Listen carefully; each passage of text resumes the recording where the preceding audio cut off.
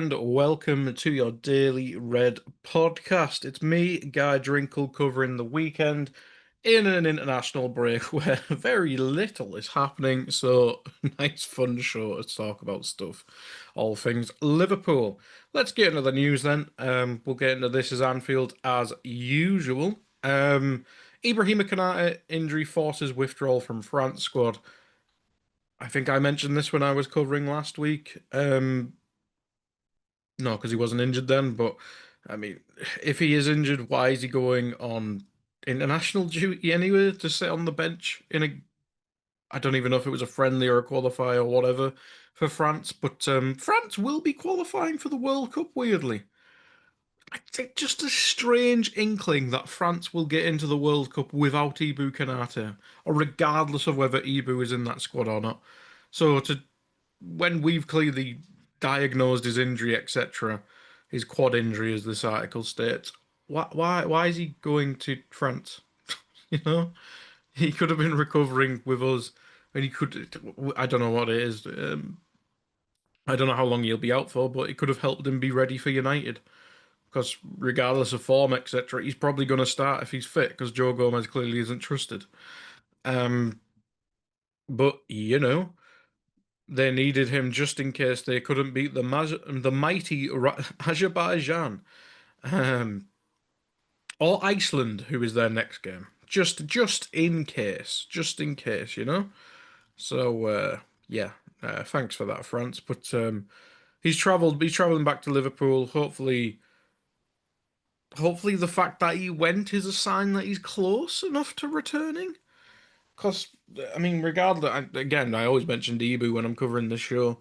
Regardless, we need his form to improve for us to get back to winning ways. And yeah, I think I mentioned it last week on other aspects of the game that I don't think are his fault, but we need his defending to improve, and then we need to figure out on ball stuff other ways because, well, if we're criticizing Ibu for being bad on the ball, I mean, what are we doing here?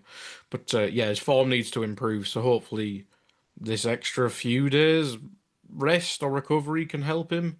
But yeah, performances need to improve regardless. Next up, we have Isak, who played his first 90 minutes in 138 days for Sweden, who lost to Switzerland on Friday. Really good, really good news.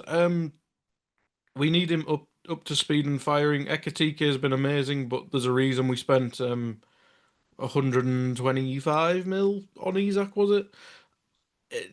He's one of the best strikers in the world, if not the best striker in the world when he's fully fit. And we need to get him firing. We need him to get connected with Mo. We need to get him connected with Florian Wirtz, which we've kind of already seen in little patches with both of them. Like I think you see the connection between world class players, and I think he is showing that in little bits. But I mean, you can tell he's unfit.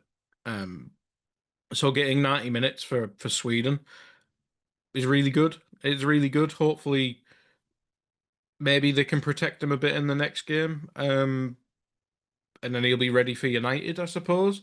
So that's promising. Alexander Isak, quick in the flesh in quotes in first 90 minutes and 138 days. So yeah, hopefully that means he's up to speed and he's looking a lot more sharp, a bit sharper than he has in the last couple of performances. Um, in fact, Swedish publication Expressen described Liverpool's number nine as quick in the flesh and in the head. Okay, that's good. That's good. That's good. That's all we need, really. And let's be honest, none of us, not many of us, really care too much about international football. So if we just treat it as pre-season for Isak, that is great for us. Other international football stuff. Conor Bradley played well by all accounts. In a 2-0 win for Northern Ireland over Slovakia. I think most of us will have seen that run where he's down the right and he skins a few people. I think he does like a little, is it a roulette turn? I think you call it. Um, does he win a penalty? I think he wins a penalty. Um, and this piece I'm reading on Rousing the Cup says We need Northern Ireland, Conor Bradley to show up. It's a bit different playing for Liverpool than playing for Northern Ireland and playing against Slovakia, you know? Obviously, we need his form to improve, but at the same time, if it doesn't, we will have to address that position, you know? We will. Like, we will. Like, we bought Frimpong for a reason. Um, Dom's playing right back for a reason, you know? It's he needs to start showing more in a Liverpool shirt because honestly, doesn't matter what he does in a Northern Ireland shirt to us, does it? I mean, some of y'all might be Northern Irish, but I don't know why I just said y'all. Jesus, I'm turning American. um, but yeah, it doesn't matter to us what he does in a Northern Irish shirt. He needs to improve in a Liverpool shirt, and hopefully, playing well for your country can translate into playing well for your team. But he's not been anywhere close to being good enough this season in a Liverpool shirt, so needs to improve. Needs to improve. But good news. Did I read he got suspended or something as well? Let me go back to another website. Ba ba ba. Let me have a scan. Bradley booked 7 times this season already. Jesus. After 7 yellow cards from 12 appearances for club and country this season, it's fair to say that discipline is an issue. Yeah, I mean, performance is one thing, but I mean, he's been taken off at halftime. Is it 2 out of 3 games? Um, or is it 2 appearances? Is it 2 starts in a row for Bradley? He's been subbed at halftime. Like the performances weren't good enough, but if you're not trusted on a yellow card at halftime, and like he gets away with little silly fouls, basically meaning if he breathes on someone, he'll get red carded. It's not a good look. It's not a good look. So yeah, I think he needs to be a lot smarter in his defending and tactical fouls and stuff like that.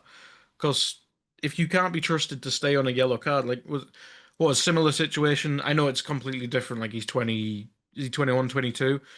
Ibu got a stupid yellow card early in a game, didn't he? Was that Chelsea?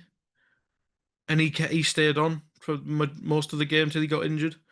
Um, I might be wrong with the game, but I'm sure there was a similar situation. Like it shows you kind of not trusted in that situation. Which is not a good. It's not a great look. Like I know he's young, but if you can't be trusted not to get sent off, what's the point of being here? You know. But yeah, yeah, it's good that he's performed well for Ireland, for Northern Ireland though. Um, but yeah, performances do need to improve. An opinion piece on This Is Anfield by Pete Bolster. I won't read through all of it, but just from the general topic, Arnie Slot needs to redefine how Liverpool control games with midfield balance. Yeah, I think this has been a lot of what people have been discussing, especially in the international break where there is no real football to talk about. Um, it, I think the midfield is a big issue at the minute, especially now that Trent's gone. It's I don't know. Like, I think Gravenberg himself has talked about having a bit more freedom this season, and I think we need the opposite, if anything. Like, it's great that Gravenberg's picked up, is it 2 goals already? And they're amazing goals, like the Everton one, chef's kiss, good lord. But the team just doesn't work. Like, we need a more defined two. We might even need a more defined three in midfield at this stage. Um, Like Gravenberch and McAllister have to play really close in front of the defense. I think they or Jones or even Dom if he's playing as the deeper midfielder. We need some sort of structure and we need to be able to progress the ball. And the more people in those deeper areas, it's going to make it somewhat at least easier. You know, we can't just have Gravenberch be the one who spins past 3 people every time we try and progress the ball because our fullbacks aren't going to progress the ball unless Robbo starts playing a bit more. Van Dijk will, but are we just gonna diag it to Mo Salah every time? Is that what we're gonna treat Mo Salah as Kevin Davies now? We we're already misusing Mo, and we're not getting him involved in matches enough, so we're gonna start launching 80-yard diags to his head. Is that gonna be the idea? But yeah, it looks like just skim reading it there whilst I'm chatting, whilst I'm waffling. Does seem like an interesting piece. Tweaking, not replacing. Yeah, and getting the best out of Florian Wirtz seems to be the next topic, next paragraph. That's it really. I think whether he's the number 10, whether he's the left winger, whether he's in bloody goal, it doesn't really matter. We need to get Wirtz more involved in higher areas. We can't have Florian Wirtz coming back 30 yards every time to pick up the ball. That's not why we bought him. We need Gravenberch and we need McAllister and we need Jones to step up in deeper areas and progress the ball. That's what we need. We need the players deeper to be braver on the ball and progress the goddamn ball because it's their job. And because Trent used to be able to do it, means we need to change. We need to change. It's stupid. It's stupid. It's the fact that you have to tell people to be braver. It like I know we've been so sloppy on the ball, people might be scared of losing it, but Ryan Gravenberch's one of the most talented footballers in our squad, if not the goddamn world. You telling me he can't pass the ball between lines? McAllister needs to figure out who the hell Alexis McAllister is again, because he is actually good at progressing the ball. Alright, the Reds, it's Jack here, and that was a clip from one of Anfield Index's audio podcasts. If you have enjoyed the video, make sure you do like, share, and subscribe to keep up to date on all things LFC. We record around 100 audio podcasts every month, with our shows featuring match-going fans, top journalists, professional analysts, and even Liverpool legends along the way. With the Great Dane himself, Jan Molby, joining us every single week. If you want to listen to all our podcasts for free, head over to anfieldindex.com/podcasts. Our audio shows are available wherever you get your podcasts. Just search Anfield Index. Or if you prefer to listen to all our podcasts in full and without any ads, why not head over to AI Pro today to check it out now at anfieldindexpro.com. If you want to get involved in the great growing community of Liverpool fans, check out the Anfield Index Discord. The link is in the description. Do get involved with that from Reds around every corner of the globe. For now, Reds, hope you enjoyed this video.